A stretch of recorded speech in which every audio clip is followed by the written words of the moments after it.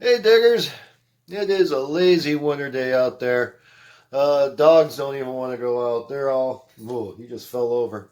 Um, it's just one of those winter days. I got a couple things I'm working on. Hopefully I can finish one of them, well, both of them this evening, but at least this one.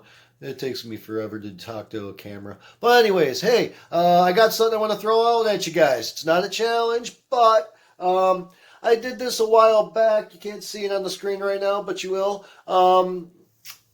It's on TreasureNet. You guys probably heard of it. I'm sure you have. If you haven't, you better get over to treasurenet.net. All right.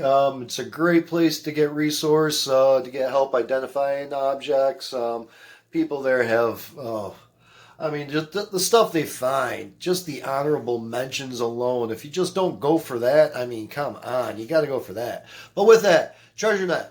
A couple years back, I subscribed when I first started getting into the detecting seriously, and I did put a post out there just trying to get to know some of these people because they're fascinating bunch, just like all of us. You know, we're a tight knit, close community. You know, you guys out there doing all these collaborations that live closer together. I mean, you guys, you're pretty close. But do you know how they first got started into this hobby? That's one of the things, you know, I love to hear from people. How did you get into metal detecting? You know, did you just pick it up? You know, did you know someone that did it in the past? What's your story behind it?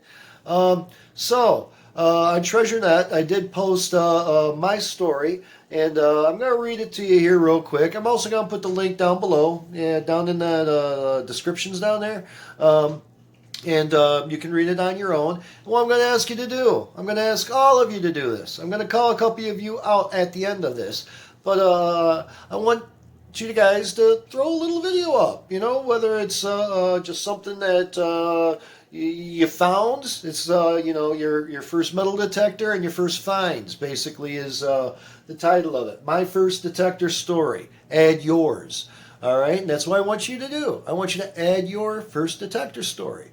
All right, if you make one, please do. I definitely am going to watch it. You know, everybody else will. I also want you to put the link down there in the comments to your detector story so we can all start sharing them, right?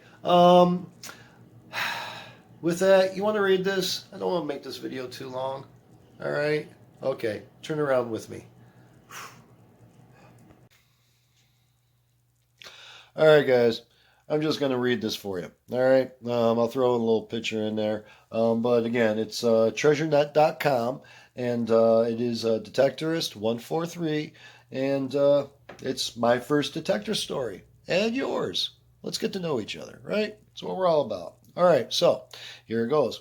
So I looked for a similar thread, but could not find one. So add your first detector and find story. I bought my first detector about 16 years ago for my daughter. It is a no-name brand I bought off eBay. On-off switch only. Hardwired coil, no headphone port.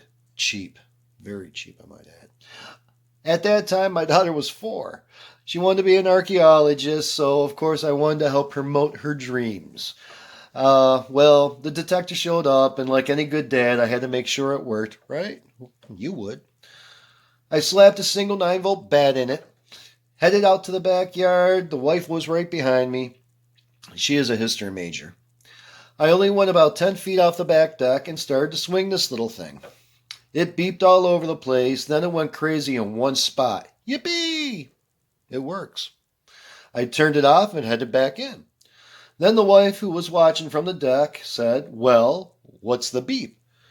"I don't care," I said. It works. Well, that's all I wanted to know, right? So she pushed a little bit more. She said, "I wondered what it could be."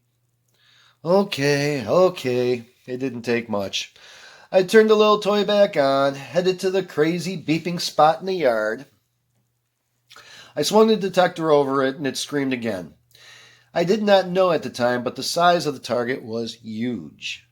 So I got a shovel, and I started to dig. Well, the target was about 7 inches down. I was shocked at the depth, but I finally found the target. As I hit the target with a shovel, I realized It was big. And I started to fill the hole back in. Again, the wife pushed. Really? You're not going to see what it is? Yeah, okay. I'm easy. I started to make the hole bigger. It was just about at this point when I realized it is huge. It ended up being close to 2 feet wide in all direction by the time I opened the hole all the way up. But as I kept widening the hole, all I could think of is this is going to be a lid to an old septic tank. Oh, God. Well, after a lot of encouragement from the wife and about 20 minutes of digging, I finally freed the target on all sides. After it was loose in the hole, I figured it couldn't be a lid to a septic tank. It was too thin. I jammed the shovel under one side and lifted it up, half praying. It started to give and move upward to the world of the living again. It was heavy and rusty. I struggled a bit with the shovel and finally grabbed it and pulled a huge piece of metal from its resting place, from only God knows from how long it was there. It's huge, my wife says. What is it? I was just happy it wasn't a septic tank cover. Well, I manhandled this muddy, rusty, heavy, huge piece of iron over to the hose. As I started to wash it off, some fancy designs started to appear. I turned the hose on high and blasted the mud out of it. Slowly, it started to take shape. Big, square, cast iron? Fancy. It has pillars on the side and claw feet. I had no clue what the heck it was. Then the wife reappeared and said with one look, "Oh, wow, it's an old fireback." What? I said. Sure enough, after a lot of cleaning and some TLC, it ended up being a fireplace fireback. For reflecting the heat back into the living space. Well, I still have both the detector and the fireback, and I still do. The fireback sits in our shed because it is huge, and I do not use the detector anymore. You probably know why. I think you can guess why. And my daughter decided to study animal behavior instead of archaeology. I am totally fine with that. I'm a dog trainer. So, that stupid little toy detector and huge fireback all those years ago, it didn't create the world's best archaeologist, but it did create a new hobby and passion for me. So, with my first detector story, that's my first detector story. Hope you enjoyed it. And please, post yours. I'll show you a picture here. Want to see it?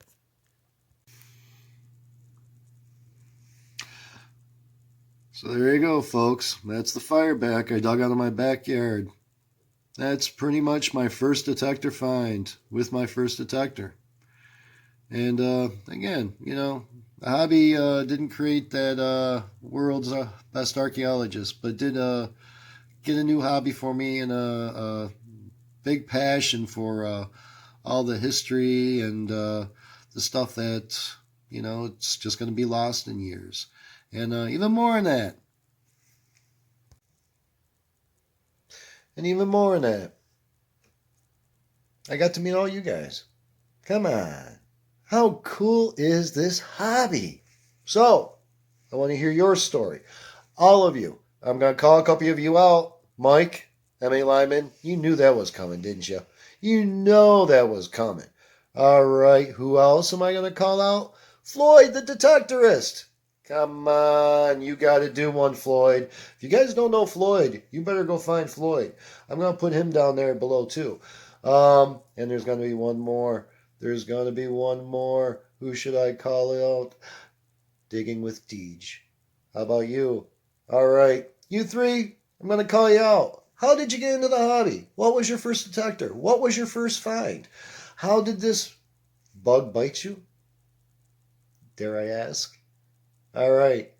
Hope you guys enjoyed. That's my first detector story. Again, thank you. That little cheap eBay detector. Man, what fun that little thing led me to. Thank you all. for watching. Like, subscribe, and again, leave your story. And if you want to call someone else out on this, call them out. Put the link in the description, in the comments below. All right? It's fun. I want to get to know you guys. All right. See you.